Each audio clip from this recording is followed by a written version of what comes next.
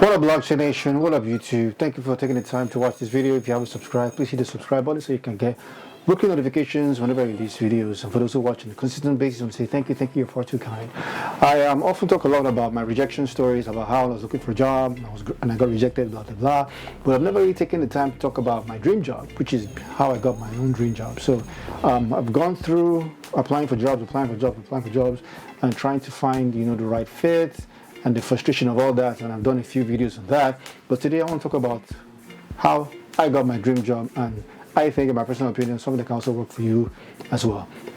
Now I want to start by saying that in applying for a job of my own experience, I've done a couple of videos on this, and I'll put a link below about one where I talked about 5 different keys or 5 things that you can do in the job interview process. This is not one of those. If you haven't watched it, I'll put a link below so you can quickly watch that. But so this is not all inclusive. I'm not saying this is the only thing to do, but please watch those videos first. You can pause this, quickly watch that, and come back to this. But one key point I would say to add to all that is, it sounds very simple, sounds very, very basic, but I realized that was my weakness, and it's something that I eventually, when I started doing and I was practicing doing this, eventually helped me to get the job of my dreams where I currently work. And I love what I do, I love what I do, I love what I do. If I haven't said it before, I love what I do. Anyway, so, and I'll tell you what that point is. So, it's just something very simple. I know when I say it, people are going to be like, is that it? Yeah, it is. And that is what I'll say is, you need to listen. I know it sounds so funny, like, what do you mean listen? I mean listen. I think for me personally, sometimes we're too focused on getting our point across, focused on all the things that we need to learn, that sometimes we need to take a step back and listen. First is listen to feedback when given.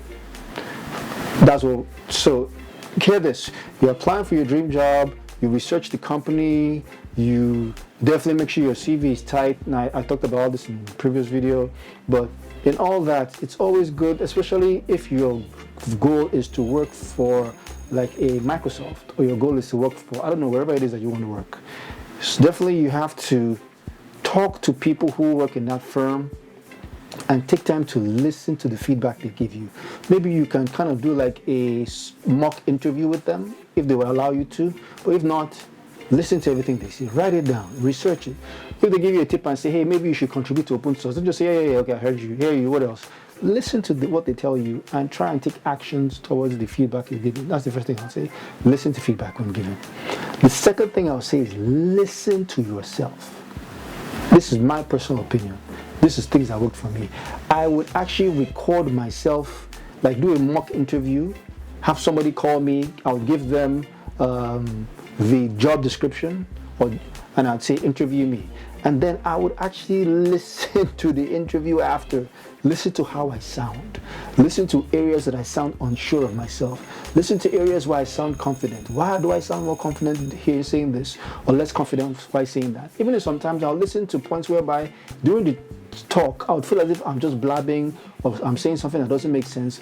But going back to listen to myself, I'm like, that wasn't so bad. You actually made sense in saying that. So I'll definitely say listen to yourself, right? Which brings me to my third point. Listen to coaches or mentors. If you're fortunate enough to work with a career coach, or if you're not fortunate, if you don't get to work with a career coach, and you can find a mentor. Maybe you're in project management. Maybe you're in software engineering. Look for someone that's done it for years and say, hey, what do you look out for in a candidate? What are the things that I should focus on?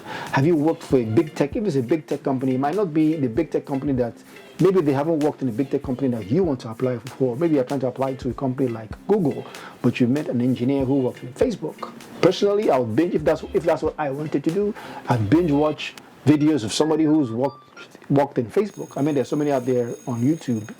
I won't mention all of them, but there's so many of them. I listen to what they say. Listening to someone doesn't necessarily mean you have to do everything they tell you. But listen, I know it sounds counterintuitive, but listen, and then you can also listen to different opinions of people who work in that space, and you hear a common theme. Let me use that word. Yeah, common theme from everyone. They might say focus heavily on code challenges, focus heavily on algorithms, focus heavily on learning the company's structure. Like I know Amazon is big on their core values. So I would say listen to coaches or mentors or people who have worked in that industry. Here's a fourth one. Listen to your positive inner voice. I know it sounds funny, but there's an inner voice during an interview that says, hey, I don't know about you guys, but it happens to me, slow down. Or even before the interview, I might just be resting maybe 3 days for the interview, and this inner voice tells me, read about, I don't know. There was one, I just had this impression to read about, what was it? I was interviewing for a company, and I had this impression to read about solid state drives. And I know it sounds very far-fetched, and I know, but I think we all have this inner voice. It's like you hear yourself saying, oh, I should have done that. Something told me to. Yeah, that's something. Probably sounds crazy, it sounds corny, I know, but listen to that inner voice. That inner voice that tells you get more sleep. Not the inner voice that tells you, oh my goodness, you're going to fail. No, not the negative inner voice. Listen to the positive inner voice that tells you, you can do this. The positive inner voice. Listen. And finally, this is my biggest takeaway from this, is listen to the interviewer. What does that mean? Sometimes during an interview, the interviewer begins to tell you about the company, tell you about what they're looking for. They tell you about the project. They tell you their name. They tell you who else is on the team.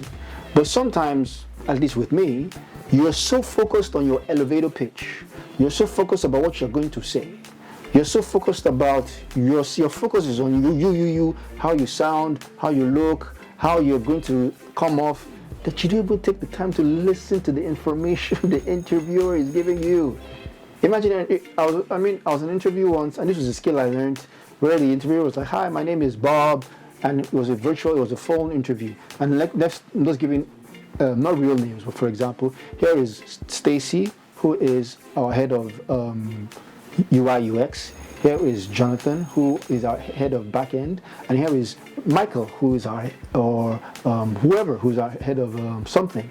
They give you all their roles of different people, and you don't even take the time to, because even if it's a phone interview, you can't write down their names. Listen, so that way when you're talking, you can be like, okay, yes, like I believe it's Michael who handles backend development, or Stacy, who is UI UX. Okay, so Stacy, are you asking me? It's good to use their name. Sometimes they introduce themselves, and you're so focused on the interview, you're just going on, oh yes, my name, and you don't take the time to engage with them as human beings and use their names. Especially if it's a phone interview. A lot of things are virtual nowadays. You're going to take a pen. And while the interview is going on and says, hi, my name is Rob, and I am, you just write down Rob, UI UX. My name is Stacy. Stacy is the front-end lead. You just write it down. So while you're talking, you're like, yeah, like Rob, or you engage. So if you actually listen to the interviewer, then you can take those key points. Or you can take points. The interviewer is telling you, oh, this is the project, and we are in the so-and-so space. And then in this project, we're looking for a strong back-end person who has worked with Ruby. You can just write a couple of things because they'll always do that. They always give you what the project is about and what they're looking for. And sometimes we hear all that and we just go straight in our spiel. I mean, if you just take the time to highlight the four things while you are answering or giving your elevator pitch, you can say stuff like, hey, oh yes, and I remember, oh, Rob is a UI UX person, or you might say something like, or Stacy, who went to, I don't know, so something. There's always a giveaway. If you listen, there's always a giveaway. There's always something that the interviewer is, and that's what I feel. It could be a lot of things. Getting a job, ultimately, there are so many people that are more qualified and as qualified as you, and I think sometimes you're just blessed to be able to be picked for the role. But I also strongly believe that in every other thing that you would do, you would prepare, you would study, you would do code challenges, you would research about the company. I think this is a very vital skill. Sometimes I think career advancement might not necessarily be about knowing all the answers, but being very good at asking the right questions. I mean, for interviews whereby all I was doing was just asking questions. Okay, so how do you guys do your CI/CD? I'm the one being interviewed, but when the person took out the time to lay out what the project was about, and I was like, okay, what about how do you handle this? Or how do you handle that? Even before they started asking me questions, we're like, oh my goodness, they liked the questions I was asking because I was listening. Listen. So my wish for you is that you listen. And to emphasize this point, nobody else can do it better than the Queen Bee herself in this song that she's done. And as she takes us away, as you listen to the powerful words of this song, my wish for you is that you listen. Take us away, Queen Bee.